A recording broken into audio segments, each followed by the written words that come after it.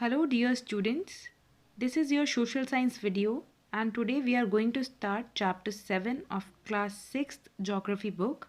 The name of the chapter is Our Country, India, and this is first part of this chapter.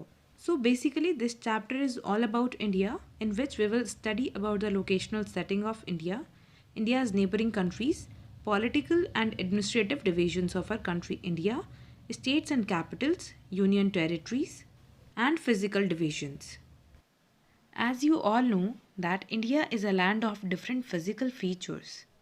For example, mountains, rivers, plains, ghats, islands, etc.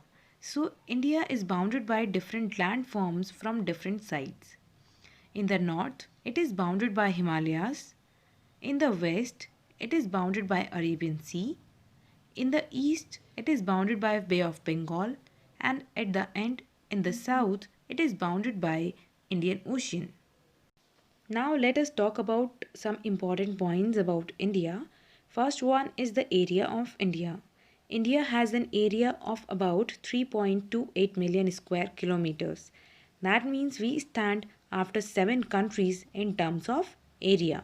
We are on 7th rank. Next point is the north-south extent, that is from Kashmir to Kanyakumari. It is about 3200 kilometers. And if we talk about east-west extent, that is from Arunachal Pradesh to Kutch, it is about 2900 kilometers. Last point is the population of India. It is more than 138 crores and we stand on second after China. Our next topic is locational setting of India. India entirely lies in the northern hemisphere as it is above the equator. If we talk about Tropic of Cancer, it passes halfway of India at 23 degree 30 minutes north. If we talk about south to north extent, mainland of India extends between 8 degree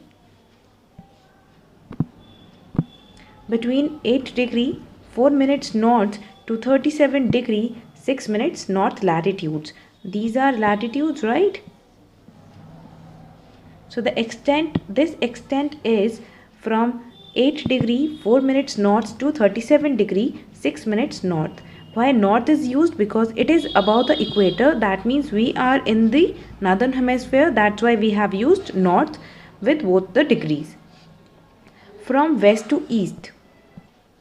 From west to east, that means longitudes, it extends 68 degrees 7 minutes east to 97 degree 25 minutes east longitudes. Now let us see why east is used with both the degrees. This is west side, why east have been used, and this is east side. So if we divide the world into eastern and western hemisphere, which hemisphere would India belongs to? Let us see. This is the world map and this is 0 degree longitude. This side, east side is eastern hemisphere and this is western hemisphere. So India entirely lies in the eastern hemisphere. That's why we have used east with both the degrees. As you have learnt earlier, the local time changes by 4 minutes for every 1 degree of longitude.